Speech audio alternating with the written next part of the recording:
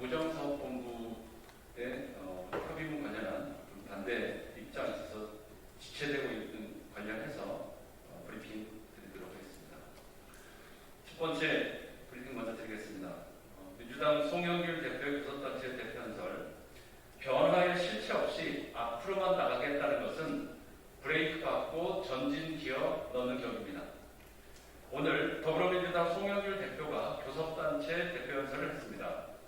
시대적 소명과 국민의 열망을 받들어 앞으로 나가겠다고 말했습니다. 하지만 지금 시대와 시민들이 요구하는 변화의 방향에 맞는 실체적 과정과 목표를 제시하지 않은 채 앞으로만 나가겠다는 것은 앞으로만 가겠다는 것이었습니다. 한마디로 브레이크 밟고 전진 기어 넣는 격입니다. 기후위기를 가장 먼저 언급한 것은 인상적이었으나 탄소 배출 감축 목표를 2017년 기준 40%로 밝힌 것은 매우 실망스럽습니다. 국제기구에서 밝힌 온실가스 배출 목표, 송 대표가 언급한 2017년 기준이 아니라 2010년 기준으로 절반 이상 감축하라는 것입니다. 이를 무시한다면 기후악당이라는 오명에서 벗어나기 어려울 것입니다. 2050 탄소 중립 목표를 달성하기 위해서 재생에너지 정책으로 시급한 전환이 필요한 때입니다.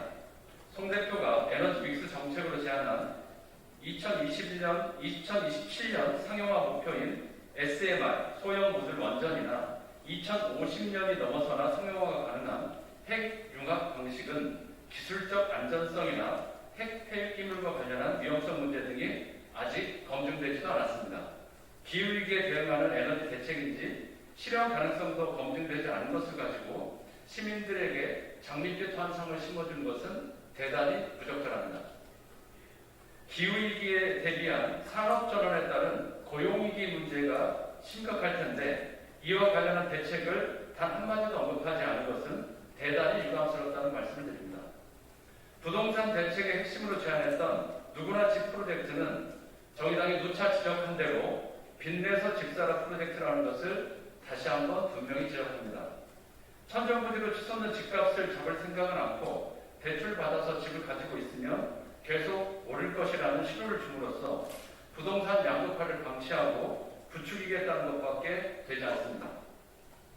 한 달에 100만 원 벌어서 월세 40만 원 내는 청년의 주거 불안과 고통을 제대로 이해하고 경청했다면 누구나 집 프로젝트로 집값 상승분을 배당받으며 희망을 키워가라고 말할 것이 아니라 누구나 주거비 걱정 없이 살 수 있는 누구나 공공주택 공급 방안을 내놨어야 합니다.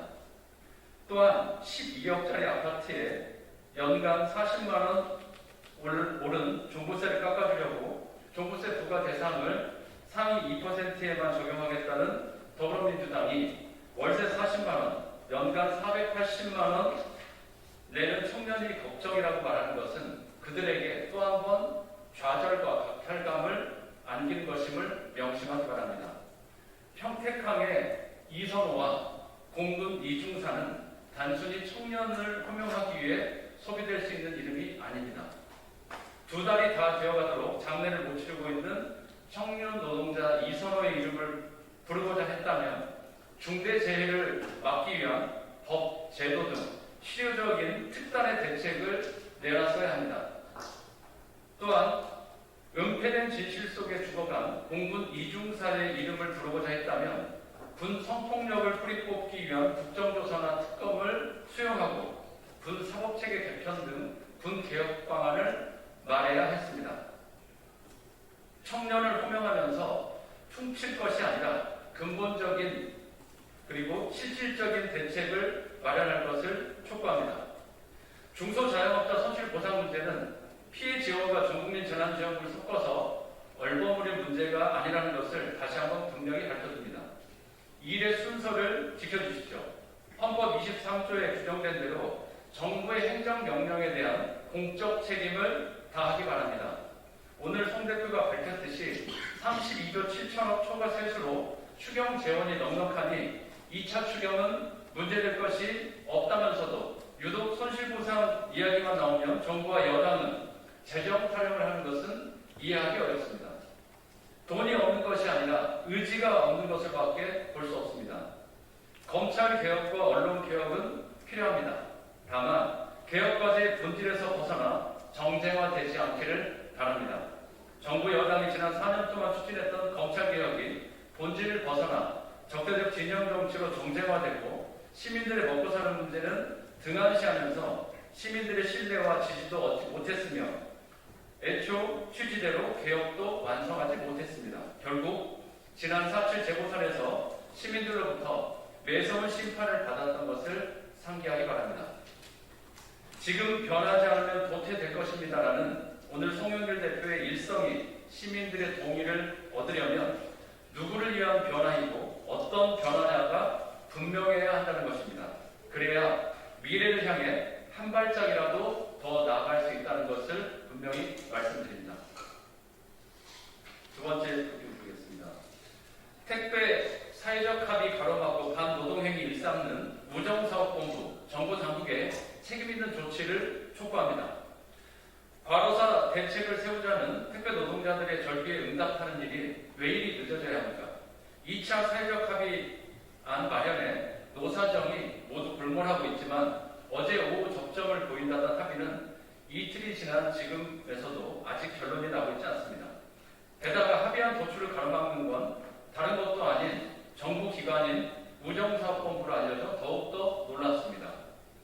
합의문에 노사협의에 따라 우정사업본부가 이행계획을 수립 시행한다는 내용을 넣자는 것에 거부하고 있는 것입니다. 이게 말이 되는 것입니까? 정부 기관인 우정사업본부가 민간 택배사보다 사회적 합의를 이행하지 않으려 발을 빼는 이 모습을 두고 정부가 정말 책임을 다하고 있다고 말할 수 있겠습니까? 우정사업본부는 단순히 합의 도출에만 회방을 놓고 있는 것이 아니라 악덕 기업으로서의 면모를 떨치는데도 주저함이 없었습니다. 우정사업본부 산하기관인 우체국 물류지원단은 업무에 복귀하지 않으면 계약 해지를 하거나 정지하겠다고 택배 노동자들을 상대로 그름장을 놨습니다. 또 오늘 우정사업본부는 우체국 택배 노동자가 민간 택배 노동자보다 근무 시간과 수수료 등의 처우가 더 낮다는 보도자료까지 내놓으며 택배 노동자들의 정당한 요구를 곡해하는 데 안간힘을 쓰고 있습니다.